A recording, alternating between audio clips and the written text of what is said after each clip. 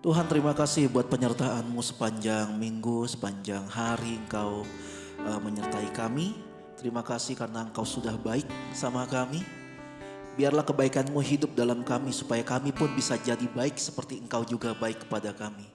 Terima kasih Tuhan buat hari-hari ini yang kami jalani dengan banyak hal yang kami lihat, yang kami terima. Apapun itu Tuhan, baik atau buruknya itu kami mau mengucap syukur karena penyertaan-Mu. Kalau memang ada hal baik yang kami terima, biarlah kami mampu menceritakannya kepada semua orang tentang kebaikan-Mu. Kalau ada hal yang mungkin menurut kami kurang baik, biarlah kami bisa belajar untuk mengerti apa maksud dan tujuan Tuhan mengizinkan semua itu terjadi bagi kami. Tapi biar hari ini Tuhan kami mau berkomitmen bersama-sama. Kami mau satu hati, mau menyembah-Mu, mengagungkan Engkau untuk hari yang kudus ini. Hari yang khusus ini kami mau beribadah kepada-Mu. Tuhan, kiranya terimalah persembahan penyanyian kami. Biar berkenan di hadapan-Mu Tuhan. Terima kasih Tuhan Yesus. Terima kasih Tuhan Yesus, terimalah pujian kami Tuhan.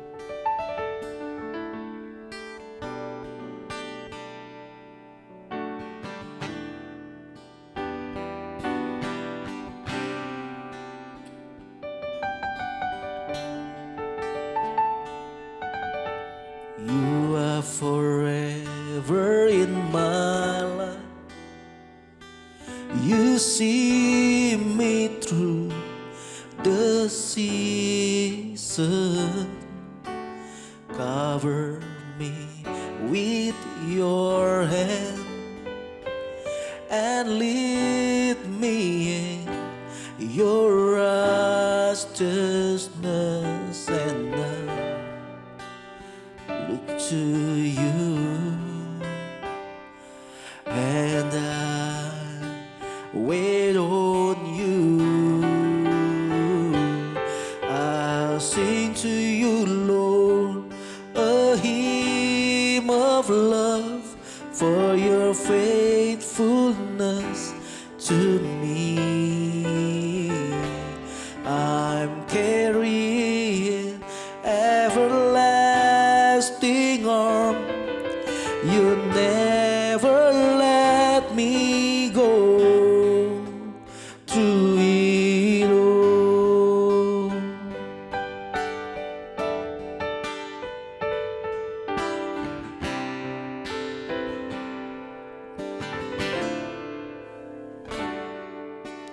You are forever in my life. You see me through the season.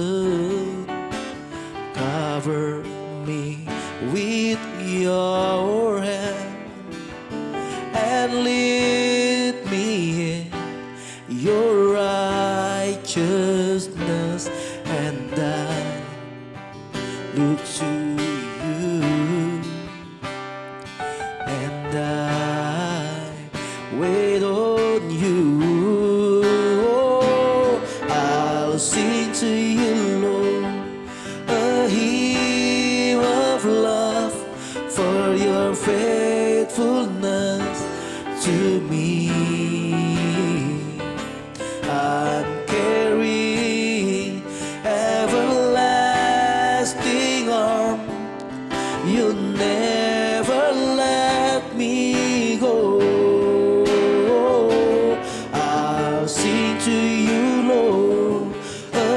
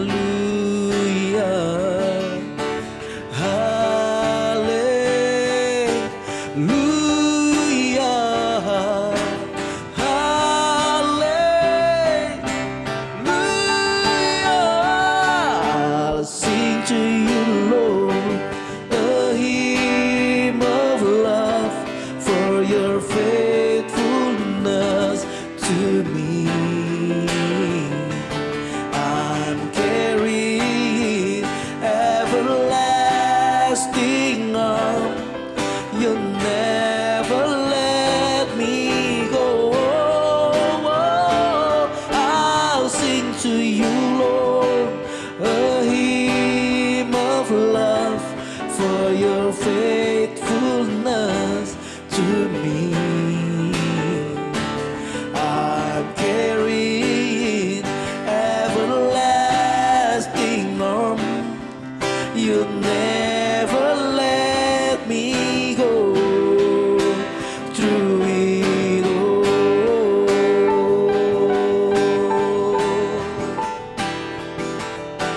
Hallelujah,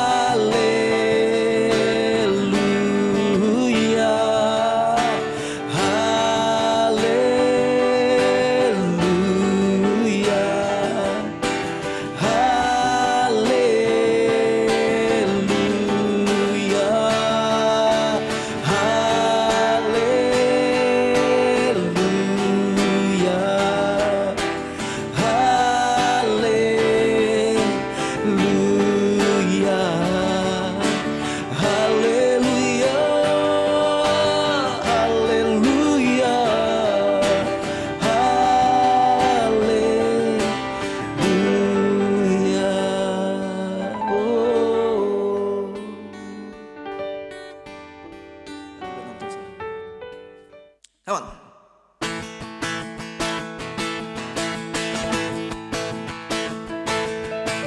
Bernyanyilah bagi Tuhan, pujilah namanya sampai selamanya.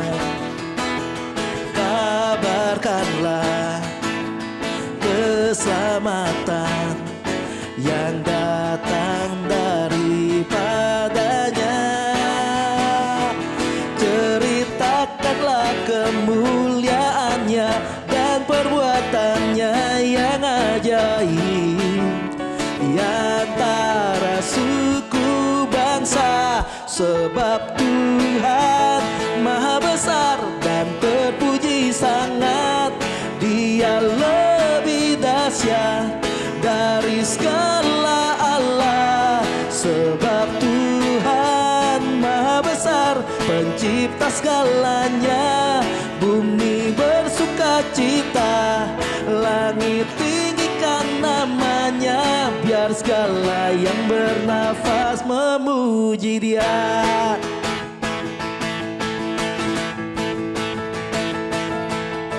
Bernyanyilah bagi Tuhan, pujilah namanya sampai selamanya.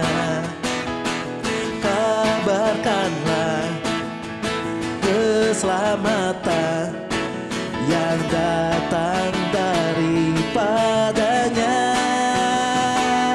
Ceritakanlah kemuliaannya dan perbuatannya yang ajaib di antara suku bangsa. Sebab Tuhan maha besar dan terpuji sangat, Dia lebih dahsyat dari segala Allah. Sebab Tuhan maha besar, pencipta segalanya.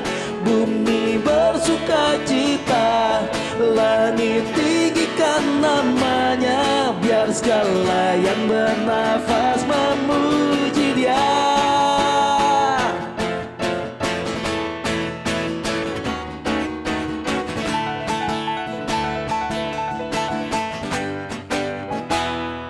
Ceritakanlah kemuliaannya dan perbuatannya yang ajaib di antara suku bangsa. Sebab Tuhan maha besar dan terpuji sangat, Dia lebih dahsyat dari segala Allah. Sebab Tuhan maha besar, pencipta segalanya. Bumi bersuka cita, langit tinggikan namanya, biar segala yang bernafas memuji Dia. Sebab Tuhan maha besar dan terpuji sangat, Dia lebih dahsyat dari segala Allah. Sebab Tuhan maha besar, pencipta segalanya.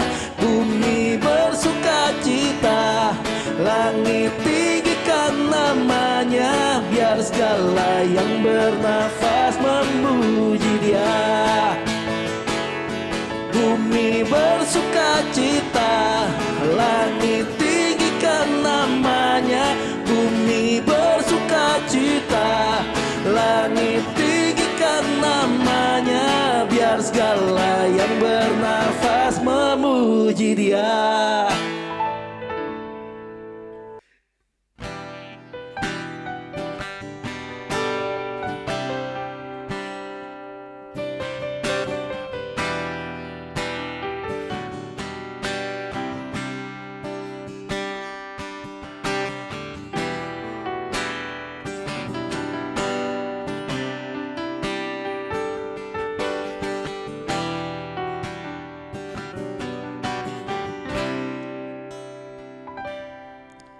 Dengan darah-Mu Kau tebus dosaku, dengan nyawa-Mu Kau tukar hidupku. Kini aku sepenuhnya milik-Mu, akulah anak-Mu.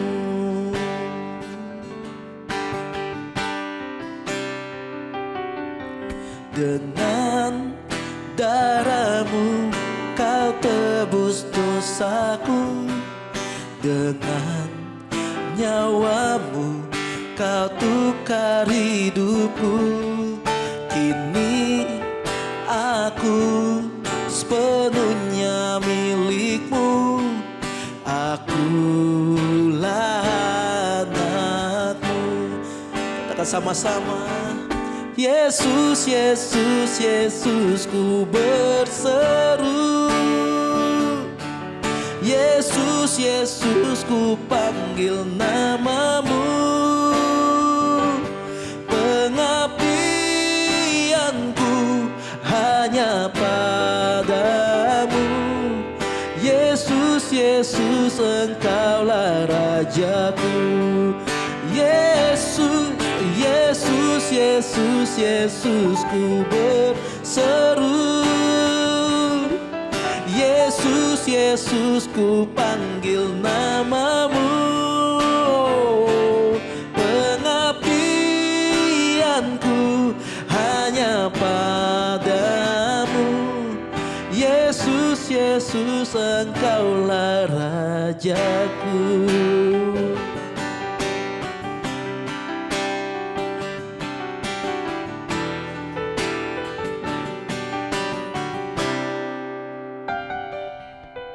Dengan darah-Mu Kau tebus dosaku, dengan nyawa-Mu Kau tukar hidupku. Kini aku sepenuhnya milik-Mu, akulah anak-Mu. Yesus, Yesus, Yesus, ku berseru. Yesus, Yesus, ku panggil nama-Mu. Pengabdianku hanya padamu. Yesus, Yesus, Engkaulah Rajaku. Yesus, Yesus, Yesus, ku berseru. Yesus, Yesus, ku panggil nama-Mu. Pengabdianku hanya padamu. Yesus, Yesus, Engkaulah Rajaku. Yesus, Yesus, Yesus, ku berseru. Yesus, Yesus, ku panggil nama-Mu.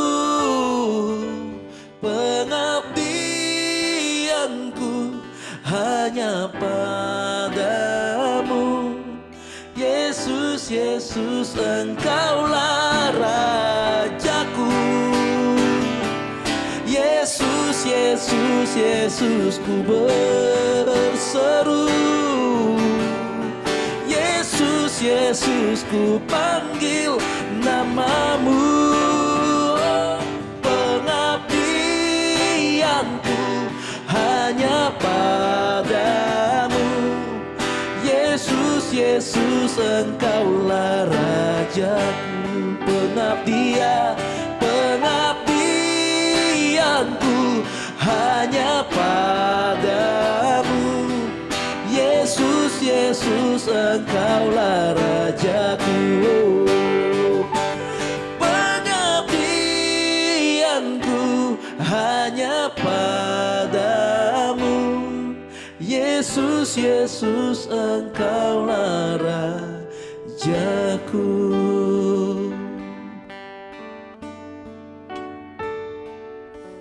Yesus, Yesus, oh, hanya bagimu segala pujian selamanya.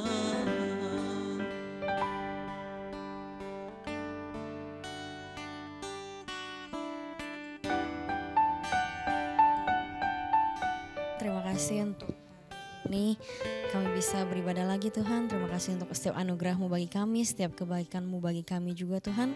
Sebentar kami akan mendengarkan firman-Mu, biar Tuhan urapi hamba-Mu yang hari ini akan memberitakan firman-Mu. Biar Tuhan urapi setiap perkataannya supaya bisa menjadi rema bagi setiap kami. Dalam nama Tuhan Yesus kami berdoa, amin.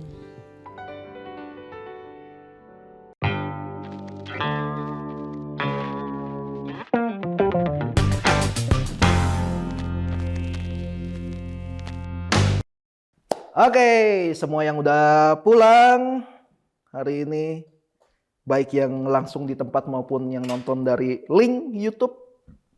Kita ada di minggu terakhir bulan ini, berarti minggu terakhir kita belajar tentang menjadi garam dan menjadi terang.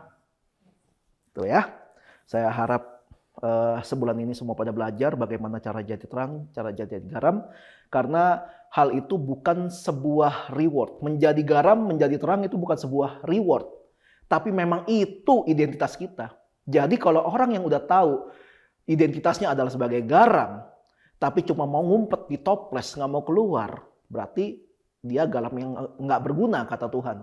Atau dia adalah terang, tapi dia selalu ngumpet di bawah gentong dan ditutup. Jadi orang-orang nggak bisa melihat terangnya. Berarti terang itu menjadi tidak berguna atau tidak pada tempatnya. Nah gitu juga kita ditaruh sama Tuhan di dunia ini untuk jadi garam dan terang. Jadi kalau kita ketemu sama mereka yang membutuhkan terang dan garam, tapi kita malah mengumpet gitu, malah ngumpet, menyembunyikan diri kita dari identitas kita, ya bahasa kasarnya kita adalah orang percaya yang nggak berguna. Kasarnya begitu. Saya tidak menemukan kata yang lebih halus dari itu, dan saya tidak ahlinya mencari kata-kata bagus. Dan hari ini sebagai minggu terakhir, izinkan saya menutup bulan ini dengan satu sharing firman Tuhan yang saya kasih judul Hidup dalam Rencana Tuhan. Hidup dalam rencana Tuhan. Semua orang bisa berencana, semua orang bisa bikin planning, bisa bikin, sebutlah apapun itu planningnya. Saya dan istri saya punya planning sebenarnya bulan ini, tapi mau nggak mau harus dibatalkan bulan ini. Jadi bulan ini nggak melakukan planning itu. Tapi yang kita tahu, yang kita belajar, kalau Tuhan sudah punya planning atas kita, itu harus terjadi. Karena planning Tuhan kalau sampai nggak terjadi, itu akan memberikan dampak yang sangat buruk yang bisa merusak bukan hanya kita, tapi juga sekeliling kita. Kebayang nggak kalau ternyata rencana Tuhan untuk menjelma jadi manusia gagal? Berarti sampai hari ini kita ibadah mesti banget bawa kambing, bawa burung gitu ya. Jadi gereja bisa tahu lah kalian baunya kayak apa gitu kan. Karena banyak hewan-hewan seperti itu. Karena Yesus nggak jadi datang. Tapi kalau Yesus nggak jadi datang berarti rencana Tuhan gagal gitu kan. Sedangkan kita tahu Tuhan nggak pernah gagal. Tapi beda kalau rencana Tuhan atas kita Bisa nggak gagal? Saya nggak berani bilang gagal, tapi mungkin tidak jadi. Tidak jadi kenapa? Karena manusia dikasih satu kehendak khusus, namanya kehendak bebas. Atau orang suka nyebutnya dengan free will. Free will, kehendak gratis ya. Free kan gratis ya. Ya kayak gitu. Kehendak bebas, free will. Jadi kalau kita mau mengikut Tuhan, rencana Tuhan ini kan berjalan. Tapi kalau kita cuma jadi Kristen, tapi nggak mau lebih dari sekedar status Kristen, nggak mau melakukan apa yang Tuhan mau, seperti apa yang tertulis di Alkitab, iya berarti kehendak Tuhan atau rencana Tuhan juga nggak bisa terjadi dalam hidup kita. Gara-gara apa? Iya gara-gara kita. Gara-gara kita nggak mau hidup dalam rencana Tuhan. Nah kita akan buka firman Tuhan dalam Mazmur pasal 139 ayat 14 sampai 16. Asik ya zaman sekarang ya. Ke gereja nggak ada bawa Alkitab buku ya. Ya nggak salah sih. Ya habis gimana gerejanya yang sediain. Gereja sediain multimedia. Ya kan. Daripada nenteng-nenteng Alkitab segede bagong gitu kan. Zaman gua waktu masih SD, SMP Alkitab gua tebel banget tuh. Udah kayak sandwich isi daging campur tuna gitu. Tebel banget. Jadi kalau bawa kemana-mana ribet. Sekarang udah ada teknologi, ada handphone dan sebagainya. Ya udah nggak apa-apa. Yang penting di rumah punya hubungan pribadi sama Tuhan. Mazmur 139 ayat 14 sampai ke 16. Aku bersyukur kepadamu Tuhan. Enggak ada Tuhannya. Aku bersyukur kepadamu oleh karena kejadianku dahsyat dan ajaib. Ajaib apa yang kau buat dan jiwaku benar-benar menyadarinya. Tulang-tulangku tidak terlindung bagimu. Ketika aku dijadikan di tempat yang tersembunyi. Dan aku direkam di bagian-bagian bumi yang paling bawah. Matamu melihat selagi aku bakal anak. Dan dalam kitabmu semuanya tertulis hari-hari yang akan dibentuk. Sebelum ada satupun daripadanya. Ini keren gak? Sebelum dunia ini dibentuk. Sebelum Tuhan bikin dunia ini. Semuanya sudah Tuhan tulis di bukunya. Udah ada skenarionya atau bahasa anak arsitektur, udah ada blueprint, udah ada rencananya semuanya. Tuhan udah bikin. Tuhan nggak yang kayak setengah bikin orang yuk, nggak gitu, nggak gitu. Tuhan udah punya rencana itu semua. Bukan hanya menciptakan manusia. Ketika Tuhan menciptakan hewan, tumbuhan, dia udah pikirin tuh gajah bentuknya kayak gimana, gitu kan? Karena gajah itu kan hewan paling bersih di dunia, betul ya? Karena nama panjangnya gajahlah kebersihan. Nah dari awal penciptaan Tuhan udah mendesain bumi ini. Itu sedemikian rupa. Udah didesain. Kalian kalau lihat ya, kalau lihat kitab Kejadian, coba deh lihat kitab Kejadian. Yang hari penciptaan tahap pertama yang diciptakan apa? Terang dan Tuhan menciptakan terang, udah gitu aja. Terang. Gara-gara ada terang, jadi kelihatan yang mana yang gelap. Betul ya? Kita nggak akan pernah tahu apa itu gelap sebelum ada terang. Makanya di pelajaran sains itu bilang gini, gelap adalah sebuah kondisi karena ketiadaan terang. Jadi artinya gelap itu nggak pernah ada. Tapi gelap jadi ada karena terang nggak ada. Jadi kalau kita sekarang ini, kalau gelap adalah sebuah benda, ini kalau kita matiin lampunya, kalau kita nyala dari lampu mati sampai lampu nyala, harusnya yang nyala cuma bohlamnya, nggak bakalan cahayanya nyampe ke sini. Kalian bisa lihat kulit saya gitu, ngelihat muka saya. Kenapa? Karena gelap adalah sesuatu, jadi nggak bisa dihalau gitu. Tapi nggak gitu. Gelap adalah sebuah keadaan di mana tidak ada terang. Jadi begitu terang itu ada, gelap hilang. Kalau di dunia ini, harusnya ketika kita berada di dalam sebuah kumpulan orang-orang yang bahasa rohaninya adalah hidup dalam kegelapan, harusnya ketika kita muncul, hidup mereka bisa diubahkan karena kita muncul. Harusnya begitu, harusnya. Tapi kenapa kebanyakan malah anak-anak terang ikutan jadi gelap? Banyak yang seperti itu kan. Tapi gue juga yakin ada yang gara-gara satu orang datang tempat itu diubahkan semua, ada gitu. Kalau 2 minggu lalu gue pernah cerita tentang peristiwa di Wales. Hanya ada kadang 3 atau 4 orang berdoa di sebuah garasi. Tiba-tiba satu kota bertobat, itu karena ada mereka gitu loh. Jadi segitu dahsyatnya ketika kita menjalankan tugas kita sebagai terang dan garam. Lalu hari kedua Tuhan menciptakan cakrawala. Hari ketiga Tuhan menciptakan matahari, bulan, planet-planet, tumbuhan. Gitu. Hari keempat Tuhan menciptakan hewan-hewan yang berkeriapan di air. Hari kelima menciptakan hewan-hewan melata, segala macam gitu. Semuanya didesain Tuhan dari hari pertama sampai hari kelima. Buat apa? Buat hari ke-6. Karena hari ke-6 Tuhan akan menciptakan manusia. Bayangin kalau manusia diciptakan pertama. Pas diciptakan bingung, makan apa? Bingung, ya dong. Nggak, tumbuhan belum ada, gitu. Hewan belum ada, dia belum nggak boleh dimakan juga pada pada penciptaan pertama. Jadi Tuhan menyediakan semuanya itu. Ketika manusia ditempatkan sana, semuanya udah ada. Jadi kenapa kita harus khawatir ketika Tuhan nyuruh, jadi penjala ikan, gua taruh lu di Holiday Inn. Di sana udah disediakan Tuhan gitu. Gua taruh lu di kampus gitu. Songgul. Tuhan udah menyediakan di sana. Jadi kenapa harus takut untuk jadi terang? Karena Tuhan nggak pernah ngasih tiba-tiba, tuh lu ke sono. Nah itu ada ranjau, ada tombak, ada panah. Nah, lu siap-siap aja. Pokoknya kalau tombak ya hindar. Ya kalau kena ya matilah. Gitu. Ya Tuhan nggak begitu. Nggak gitu. Tuhan selalu menyediakan. Makanya kenapa Yesus bisa dengan yakin bilang, janganlah kamu khawatir tentang hari esok. Apa yang akan kamu makan, apa yang kamu pakai. Karena kalau kita khawatirin begituan, itu sama aja kita dengan orang-orang yang enggak mengenal Tuhan. Enggak punya Tuhan. Khawatir melulu hidupnya. Khawatir boleh nggak? Boleh banget. Khawatir boleh banget. Tapi kalau apa-apa khawatir, disitulah artinya kita sedang kurang ajar sama Tuhan. Kalau kita khawatir terus, kita kurang ajar langsung. Lu nggak percaya sama Tuhan gitu? Di mana iman lu? Gue percaya sama Tuhan deh kalau gitu. Tiap hari gue rebahannya di kamar. Pokoknya pasti disediakan makanan. Ya nggak gitu. Firman Tuhan juga bilang jangan males gitu ya. Jangan males. Harus ada usaha. Makanya Matius 7 ayat 7 bilang, carilah maka kamu akan mendapat. Mintalah maka kamu akan diberi, ketuklah pintu maka pintu akan dibuka. Artinya apa? Semua itu bisa kita dapatkan kalau ada usaha, betul kan? Cari. Nggak mungkin tiba-tiba dapat gitu. Bengong ya. Mau rumah baru gak? Nih gue kasih, paling nggak minta. Ya nggak gitu. Kalau kayak gitu, Tuhan akan menciptakan kita atau menjadikan kita sebagai manusia-manusia pemalas. Sedangkan Tuhannya aja rajin. Iya dong, rajin dia. Kenapa ciptain bumi nggak langsung plek semua sih? Kenapa mesti tahap pertama, tahap kedua? Kenapa gitu? Karena dia rajin gitu. Jadi aneh kalau ada orang mengaku anak Tuhan tapi malas minta ampun gitu. Berarti ada yang salah dengan dia. Itu penciptaan dunia. Kalau ada yang tahu tentang tanah Kanaan ketika orang Israel dibebaskan dari Mesir oleh Musa, itu untuk masuk ke dalam satu negeri yang baru namanya negeri Kanaan.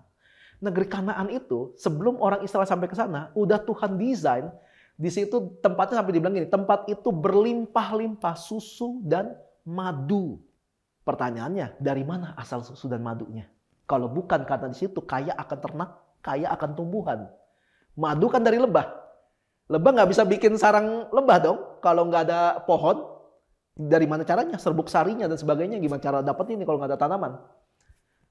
Dari situ baru ada madu. Nah susu dari mana kalau bukan dari ternak? Nah ternak mana bisa hidup kalau nggak ada rumput-rumput segala macam? Berarti pasti subur banget gitu loh. Dibilang kaya akan susu dan madu. Jadi ketika kita diutus Tuhan ke sebuah tempat, percayalah di sana sudah Tuhan sediakan semua yang kita perlu. Masalahnya, lu mau jalan nggak? Lu mau gerak nggak? Dari tempat di mana lu berdiri awalnya ke janji Tuhan. Karena banyak orang seneng sama janji Tuhan, seneng ngeklaim janji Tuhan, tapi nggak mau usaha. Minta doang, doa doang. Tuhan, saya klaim janjimu, engkau akan memberkati. Tapi lu kerja nggak bener gitu, kerja nipu, kerja korupsi atau kerja males gitu, maunya semua yang enak. Tapi lu doa supaya lu diberkati Tuhan, waras dikit lah gitu loh. Kita punya Tuhan kagak bego gitu loh. Dia tahu gitu kan, apa yang engkau tabur akan kau tuai. Itu udah hukum, nggak mungkin tiba-tiba berubah hanya gara-gara kita suka ngeklaim. Nggak bakalan. Nah itu Tuhan pertama udah mendesain dunia ini. Lalu Tuhan mendesain situasi atau kondisi dari tanah Kanaan yang segitu suburnya. Sekarang coba bayangin bagaimana Tuhan mendesain hidup kita secara pribadi. Harusnya di masa depan kita Tuhan sudah menyediakan semua yang kita perluin. Kita mau gerak nggak masalahnya?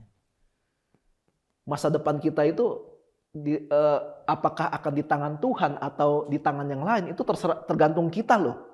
Lo memutuskan yang mana. Jadi jangan pernah khawatir tentang hari esok. Karena Tuhan bilang rancanganku adalah rancangan damai sejahtera. Jadi lu jangan khawatir sama masa depan. Khawatirlah ketika lu nggak bisa mencapai masa depan dengan benar. Karena kita nggak mau bertindak. Makanya di situ bayangin, udah sekeren apa Tuhan menciptakan dunia ini. Istri gua tuh suka kalau ngelihat alam gitu ya, yang nyanyi Adamba dukun gitu ya. Bukan, lihat alam gitu kalau kita lagi naik ke gunung atau di jalan segala macam, lihat yang indah-indah. Ya gue ngelihatnya agak-agak geli, tapi itu tulus dari hati dia gitu. Cuma guanya aja yang emang rada kadang-kadang suka ya gitu lah ya. Itu gue suka ngomong gini, kalau ngelihat ada awan, ada gunung, ada apa, terus dia suka ngomong gini, luar biasa ya ciptaan Tuhan ya gitu.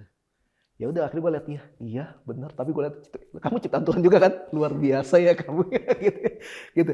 Enggak, semua orang bisa mengagumi ciptaan Tuhan kan. Maksudnya yang Tuhan ciptakan, yang bentuknya bumi gitu, yang bentuknya pohon atau benda mati, kita bisa kagum. Kenapa kita nggak bisa kagum terhadap rencana Tuhan dalam diri kita? Ada yang bisa tebak 5 tahun ke depan kita bakal jadi apa? Sama, gue nggak bisa tebak juga. Tapi gue bisa setidaknya mengantisipasi 5 tahun ke depan. Gue bisa berencana 5 tahun ke depan. Gue mau kondisi hidup gue kayak apa? Boleh dong? Boleh dong? Kalau misalnya kayak sekarang ada kita anak-anak yang udah mulai lulus sekolah, puji Tuhan lulus gitu ya. Puji Tuhan lulus gitu ya. Ya udah, karena kalau nggak lulus ngulang lagi gitu aja. Pernah pikir nggak 5 tahun dari sekarang kalian mau jadi apa? Katakanlah kalian pengen 5 tahun ke depan kondisinya kalian pengen setidaknya punya income 20 juta misalnya. Tapi itu iman namanya. Salah nggak? Enggak. Lu pengen punya mimpi 5 tahun lagi, lu punya pendapatan sebulan 60 juta pun sah. Tapi jangan lupa pikirin dari sekarang sampai 5 tahun ke depan, lu mau berusaha yang kayak gimana? Lu mau segimana mau mengusahakan itu. Tapi ingat, jangan ngejar uang. Harusnya kalau orang udah mikir gue pengen 5 tahun ke depan income gue 20 juta, harusnya ada alasannya dong, kenapa 20 juta? Atau enggak, gue pengen 1M. Kenapa 1M? Enak aja duitnya banyak. Berarti lu sedang memberikan kuasa terhadap mamon. Kalau kayak gitu. Tapi kalau misalnya lu punya alasan, kenapa? Karena kebutuhan rumah tangga gini. Terus kayaknya 5 tahun ke depan harga-harga bakal naik. Kayaknya kalau gue hitung-hitung kayaknya 5 tahun ke depan gue bakal butuh uang setiap bulan setidaknya segini. Nah itu ada perhitungan namanya. Dari situ kita bisa belajar mengelola diri kita, mengatur keuangan kita, mengatur waktu kita. Waktu untuk kerja, waktu untuk istirahat, waktu untuk berkumpul dengan teman-teman, itu pun harus diatur. Yang paling penting, waktu untuk beribadah. Kayak gitu. Iya kan? Nah itu semua diatur. Itu namanya mimpi, itu namanya iman. Carilah maka kamu akan mendapat. Minta maka kamu akan diberikan. Usaha makanya. Itu harus ada usaha. Jadi pikirin, bayangin rencana Tuhan terhadap masa depan kita itu kayak gimana luar biasanya. Jadi jangan pernah menilai masa depan kita dari apa yang kita terima hari ini. Hari ini lu boleh mungkin kerek gitu, lu miskin mungkin duit. Hari ini ya udahlah itu hari ini. Tapi masa depan ketika kita menyerahkan sama Tuhan, rencana Tuhan bisa langsung di-unlock, kebuka dalam diri kita.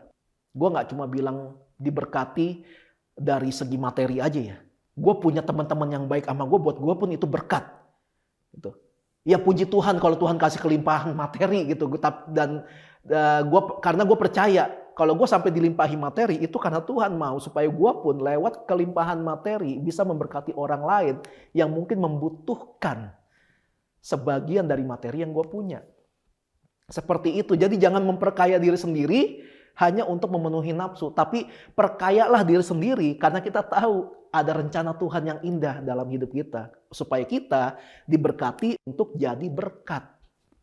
Jadi kita sedang dilatih Tuhan untuk jadi orang yang enggak egois. Kalau dapat ya udah buat gua semua. Nah, kalau kita lihat lagi dalam Efesus pasal yang pertama ayat yang keempat.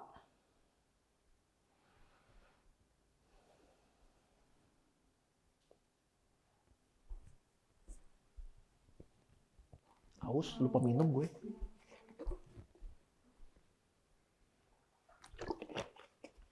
Air mineral. Kita lihat Efesus pasal 1 ayat keempat. Sebab di dalam Dia Allah telah memilih kita sebelum dunia dijadikan. Supaya kita kudus dan tak bercacat di hadapannya. Sebelum dunia dijadikan kita udah dipilih Tuhan.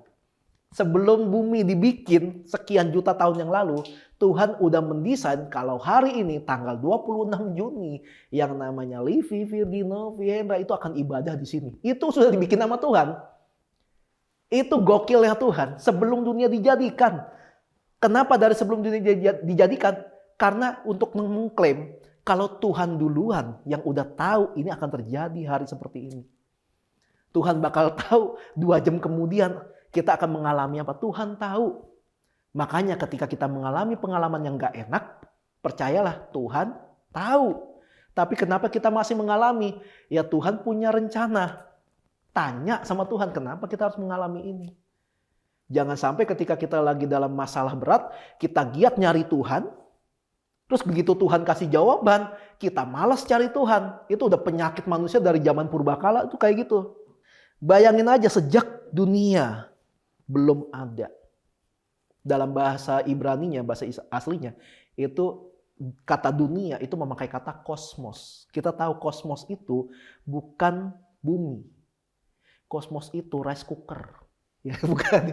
Kosmos itu alam semesta. Jadi kalau Tuhan bilang, sebelum dunia jadi, maksudnya sebelum alam semesta ini dibentuk sama Tuhan, Dia sudah memilih kita. Itu gokil Tuhan kayak gitu. Sebelum dunia ini ada, Tuhan udah tahu bakal ada orang yang namanya Firdi.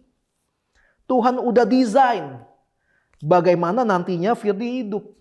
Bakal nikah sama Livi. Udah didesain gitu. Semua udah dibikin. Maka itu namanya kita menyerahkan hidup kita sama Tuhan. Maka jangan khawatir.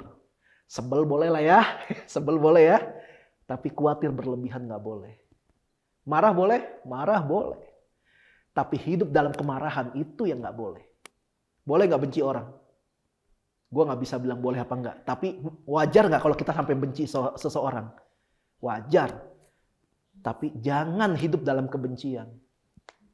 Bisa gak kita ngalamin kepahitan di masa lalu? Bisa. Gue udah begah gue sama kepahitan waktu kecil. Tapi jangan hidup dikontrol sama kepahitan. Semuanya itu bisa terjadi sama kita. Ada yang bilang gini, kita nggak bisa melarang ada burung terbang di atas kepala kita. Ya. Tapi kita bisa larang burung bikin sarang di kepala kita. Ya dong? Ya kan? Kalau kita suatu hari lagi berdoa, lagi diem atau apa, terus tiba-tiba kita kepikir sesuatu yang buruk gitu. Kalau cowok mikir semua yang, gue gak tahu kenapa ya, cowok tuh udah di stigma pokoknya semua yang pornografi cowok pokoknya. Kenapa gitu ya? Semua cowok mah gitu katanya gitu. Ya kan? Kalau cewek shopping, padahal ada cowok yang gila shopping dan ada cewek yang terikat sama pornografi, padahal ada gitu ya. Tapi stigmanya udah seperti itu. Nah, kita ketika lagi berdiam diri, berdoa atau gimana, tiba-tiba ada pikiran-pikiran busuk keluar di kepala kita, itu kita nggak bisa larang. Kita nggak bisa kayak, mikir, nggak bisa gitu juga gitu, karena bakal muncul terus. Tapi kita bisa melarang tubuh kita melakukan apa yang pikiran busuk kita sedang muncul. Betul ya? Gue nggak suka nih sama si Neisha misalnya. Susah banget ke gereja. Kalau ketemu, tabokin kiri kanan gitu. Itu tiba-tiba di kepala gue pikiran muncul tuh. Tiba-tiba sebel tak beralasan. Pernah ngalamin gak sih? Tiba-tiba lu sebel sama orang tapi gak ada alasannya. Ya sebel aja pokoknya tiba-tiba. Gue gak bisa larang itu. Tapi gue bisa kontrol badan gue ketika ketemu si Neisha. Gue bakal salamin dia, gue bakal peluk dia, mungkin gue bakal rangkul dia. Gue kagak bakal nabokin dia. Itu ada di kontrol gue. Pikiran gue hanya kayak numpang lewat. Udah kayak tokai ngambang aja di kali gitu loh. Kan gak perlu sampai itu tokai lu datengin, lu pegang, lu buang. Kayak gitu kan. Lu biarin aja kan lewat gitu, entar juga hilang. Kalau kita menyerahkan hidup kita sama Tuhan, gak pernah ada jaminan kita jadi orang yang kudus banget, jadi baik banget gitu. Tiba-tiba si Hendra rambutnya kelimis gitu, samping, belah samping gitu. Kalau kaget aja keluar ayat gitu. Dor, karena begitu besar kasih Allah akan dunia ini. Nggak gitu. Nggak seperti itu. Kaki latahnya kacau ya. Latahnya parah banget. Nggak kayak gitu. Suatu hari nanti ketika kita menyerahkan hidup kita sama Tuhan, dari sekarang nih kita serahkan hidup kita sama Tuhan, kita pasti ketemu orang-orang nyebelin. Ya, minimal atasan kita mungkin kalau kerja, kita bakal ketemu lah. Tapi kalau kita hidup dalam Tuhan, hal itu tidak akan menguasai kita. Itu bedanya. Jadi jangan percayalah ada yang ngajarin, ikut Tuhan semua masalahmu pasti beres. Enggak, ikut Tuhan masalahmu tambah banyak. Kenapa? Iblis nggak senang kita hidup sama Tuhan. Dan iblis pembuat onar. Jadi berbahagialah kita ketika kita hidupnya kayaknya ada aja orang-orang cari masalah. Kenapa? Berarti kita diakui kalau kita ini berbahaya buat iblis. Makanya dia selalu bikin ulah. Tapi ada good-nya, semua masalah yang kita hadapi bersama-sama dengan Tuhan, ketika kita sudah lewati masalah itu, masalah itu akan membuat kita tambah kuat, tambah dewasa. Jadi ada masalah, emang nyebelin, tapi kalau kita udah lewatin, itu jadi benefit buat kita. Kita jadi kuat. Dulu kalau dibilang, jelek lu, langsung marah gitu. Sekarang kalau bilang, jelek lu, yang bilang jelek langsung ngerasa dia yang jelek gitu. Saking kitanya udah dewasa dalam bersikap, dalam mengambil keputusan. Itu enaknya. Itu salah satu benefit kalau kita mau menyerahkan diri kita sepenuhnya sama Tuhan. Nah, Tuhan udah punya rencana masing-masing buat kita. Dan dikatakan rencana itu masing-masing kita nih sudah dicatat di bukunya Tuhan. Jadi tentang Livi, Tuhan ada halaman khusus nih, Livi. Lahir Jakarta 9 Juli 89. Oh, 9 Juli sebentar lagi dong ya. Oke. Lalu anaknya siapa? Punya kakak siapa? Adik siapa? Sekolah di mana? Bentuk fisik oke. Pipi tebal, hidung minimalis gitu ya. Lalu suaranya lucu gitu, rambut pirang. Udah semua udah ditulis sama Tuhan. Itu halaman pertama buat si Livi. Halaman Firdi. Oke, Firdi lahir udah nggak usah ntar kode bilangnya. Anak siapa, tinggal di mana, SD di mana, SMP di mana, SMP di mana. Terus abis itu tulis, lucu, garing, lucu, garing, lucu, garing, lucu, garing. Itu panjang pokoknya gitu semua. Tuhan bikin deh. Pokoknya semua udah Tuhan catat masing-masing dari kita. Nggak ada yang kelewat. Bahkan ada ayat yang bilang gini, setiap tingkah kita, ada malaikat yang mencatat perbuatan kita. Gokil ya? Ada malaikat yang mencatat setiap kali kita bertindak. Lu mau berbuat apa, ngumpet-ngumpet, nggak bakalan bisa. Ada malaikat khusus yang Tuhan tempatkan masing-masing kita dan mencatat apa yang kita perbuat. Ini bukan ancaman. Artinya gini, kalau Tuhan memberikan atau mengutus malaikat satu untuk tiap orang, berarti ketika ada roh jahat mau ganggu kita, ada malaikat yang jagain kita. Dia bukan cuma nyatet loh. Dia ngelindungin kita juga sebenarnya. Di situ makanya hebatnya Tuhan. Jadi buat teman-teman yang masih suka takut ke WC malam-malam, ya insaf gitu. Ada malaikat yang nemenin gitu loh. Ya kan, kalau takut karena gelap, ya nyalain lampu selesai gitu loh. Gak usah sampai lu tahan-tahan besok pagi kencing batu lu besok. Masalahnya gini, Tuhan emang udah punya rencana buat hidup manusia, oke? Tapi Tuhan juga memberikan sebuah karunia untuk manusia. Hanya manusia yang dikasih karunia ini. Karunia itu adalah namanya kehendak bebas. Free will. Nah, kita bisa tahu apa yang Tuhan mau terhadap kita, dari hidup kita, itu lewat pembacaan Alkitab. Gue cuma berani bilang gini, rencana Tuhan bisa batal nggak atas hidup kita? Bisa. Kalau kita memilih untuk nggak ikut Tuhan. Gue udah ceritain tentang Kairos waktu itu kan ya. Ada garis-garis Kairos ya, baca lagi lah sendiri. Nonton lagi ntar videonya. Kita harus cari tahu kalau kita memilih untuk hidup dalam rencana Tuhan, kita harus tahu kehendak Tuhan lewat pembacaan Alkitab. Sekarang kita pilih, kita mau hidup seperti maunya Tuhan atau maunya kita. Hidup seperti maunya kita itu gue berani jamin enak. Karena apa-apa seperti apa yang kita mau. Masalahnya yang kita mau kadang kita nggak tahu kalau itu berbahaya. Tapi kalau kita hidup seperti apa yang Tuhan mau, hanya bisa dijanjikan, goalnya itu enak. Tapi ada prosesnya. Nah, proses itu kan relatif. Ya kan? Kalau emang ada orang, kalau kita masih sebagai orang percaya, hidup dalam rencana Tuhan, ketika diproses sama Tuhan, ya mungkin nggak enak. Mungkin prosesnya nggak bisa dinikmati, tapi tetap harus dijalani. Lama-lama kita terbiasa sama proses. Oh, udah biasa. Ya udah biasa. Lama-lama gitu. Itu makanya kenapa dibilang kita jadi kuat kalau kita mau hidup dalam prosesnya Tuhan. Nah, Yeremia pasal 29 ayat ke-11.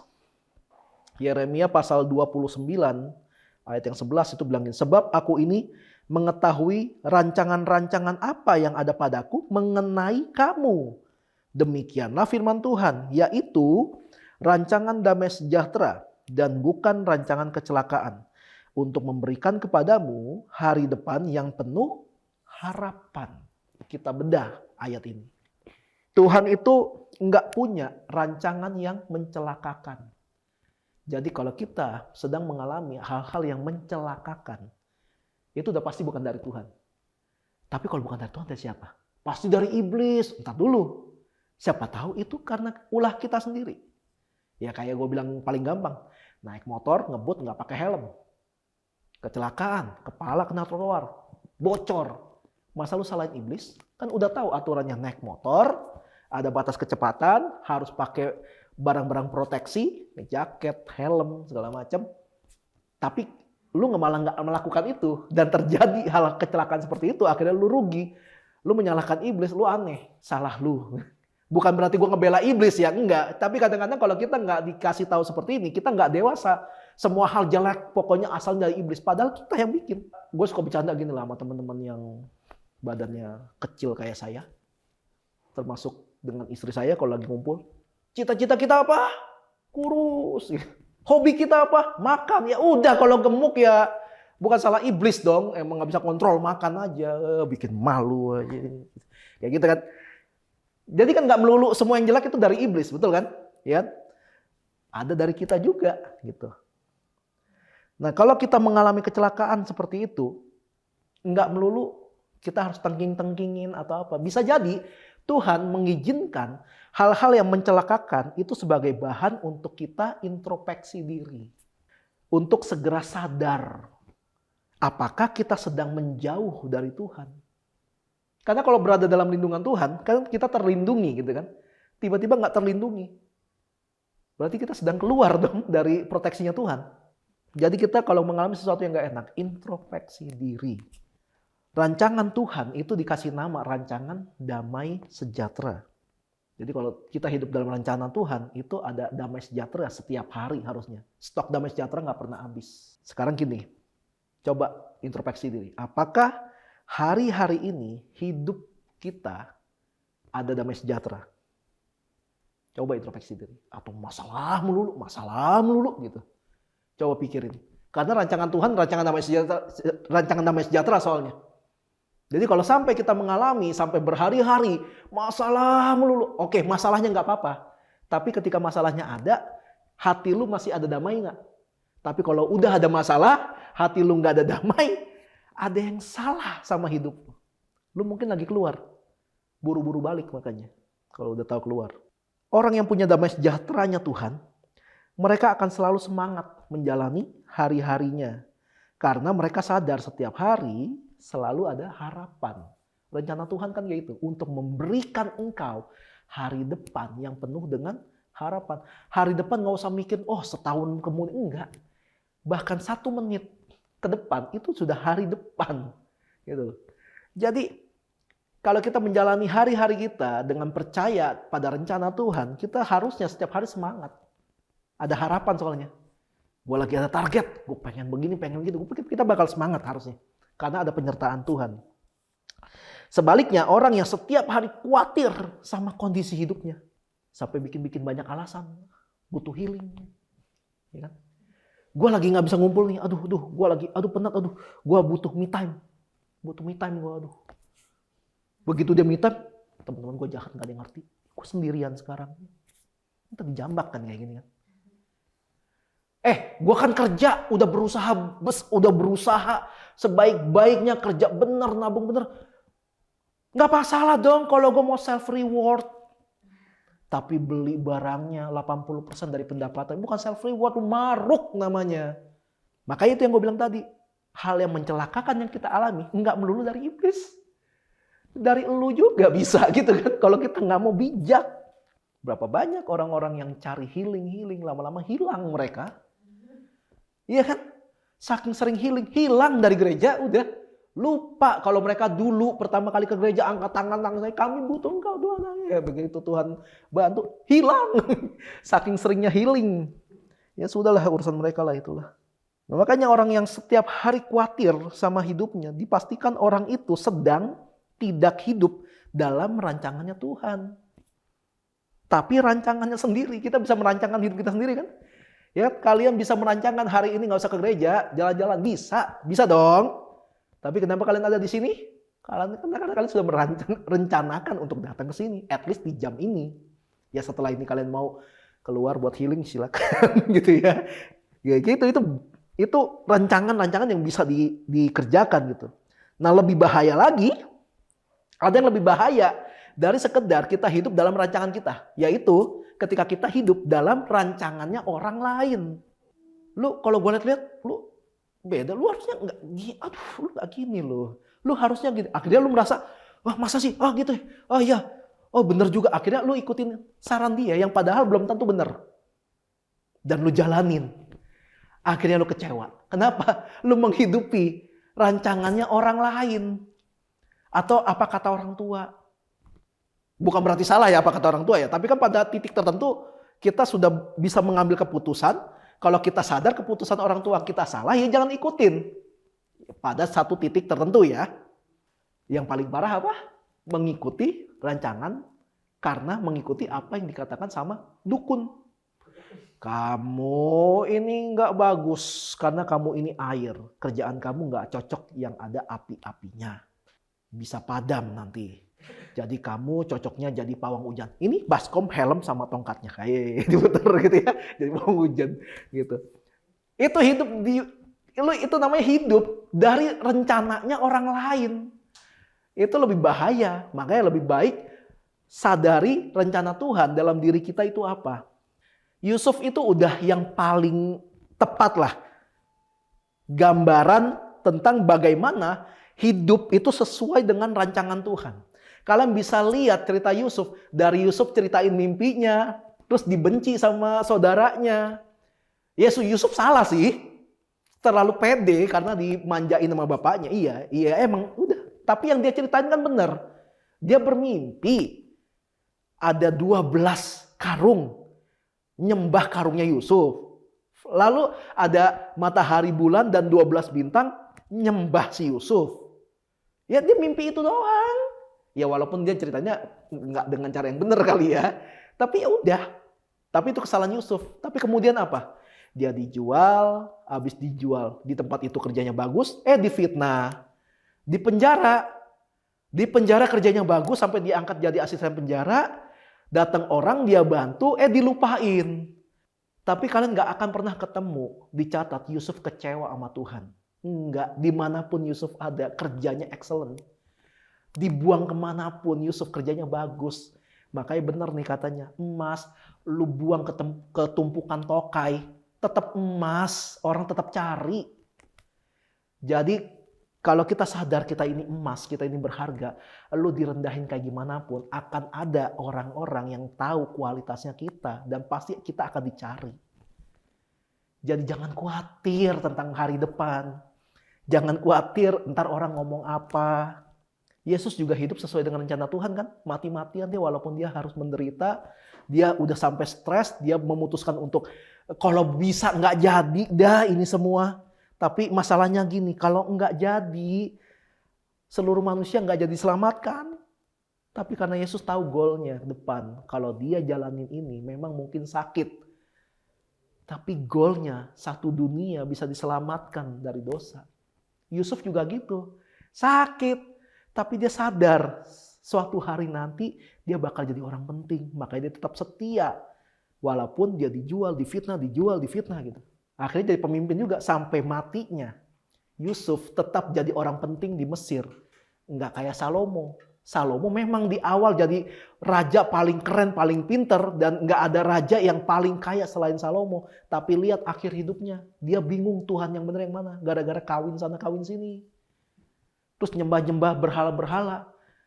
Makanya gue bilang Yusuf itu udah contoh paling tepat lah. Tentang orang yang menghidupi mimpi dan menjalani hidupnya sesuai dengan rencana Tuhan. Yusuf udah yang contoh paling bagus. Tapi jangan hidup seperti Yusuf. Karena Tuhan punya rencana tersendiri untuk kita. Cari tahu rencana kita apa. Dan ingat, dari sejak awal kita sudah ditentukan Tuhan untuk jadi garam dan terang. Garam dan terang bisa jadi nggak berguna kalau diletakkan di tempat yang salah. Dalam hal ini, garam dan terang jadi nggak guna kalau kita salah respon, salah menanggapi. Gua sadar lah, ada beberapa, ada tipe-tipe orang lah, ada tipe-tipe orang yang kadang-kadang maksudnya dia di dalam hati tuh tahu nih kalau ini ada yang salah. Tapi kalau buat diomongin, ntar tersinggung gitu. Akhirnya nggak jadi ngomong. Akibatnya tahu nggak apa? Akibatnya orang ini akan terus hidup dalam kesalahannya. Gara-gara kita yang lebih tahu nggak mau kasih tahu. Itulah kesalahan. Ada beberapa orang yang kayak gitu. Speak up doang apa susahnya sih? Yang penting tahu manner ya. Tiba-tiba ngomong lebih tua. Kong, lu tahu? Ya nggak gitu. Ada caranya. Ada caranya. Tempatkan dirimu, tempatkan hidupmu dengan tepat. Di posisi yang tepat. Berfungsilah sebagaimana harusnya. Supaya hidup kita bisa seperti rancangan Tuhan. Yaitu rancangan damai sejahtera yang memberkati masa depan yang penuh dengan harapan. Jadi berkat dimanapun kita berada.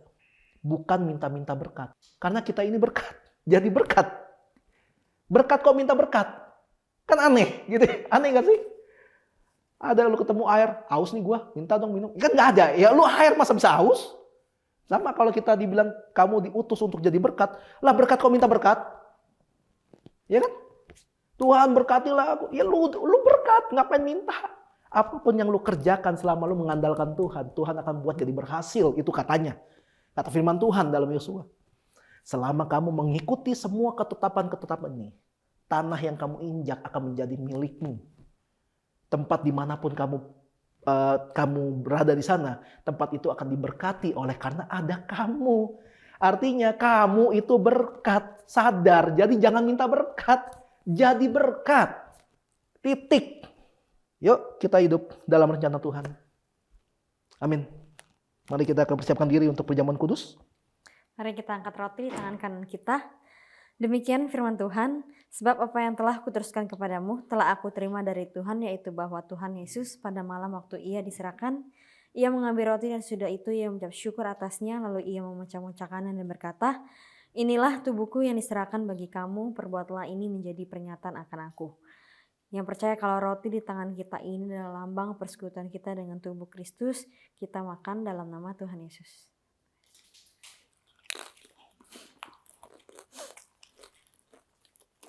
Mari kita angkat anggur di tangan kanan kita. Demikian juga ia mengambil cawan sesudah makan lalu berkata, cawan ini adalah perjanjian baru yang dimateraikan oleh darahku. Perbuatlah ini setiap kali kamu meminumnya menjadi peringatan akan aku. Yang percaya kalau anggur di tangan kanan kita ini adalah lambang darah persekutuan kita dengan darah Kristus, kita minum dalam nama Tuhan Yesus. Tuhan memberkatimu. Tuhan melindungimu. Dia menyinarimu dengan wajahnya dan memberikan kasih karunia. Tuhan menghadapkan wajahnya dan memberi damai sejahtera.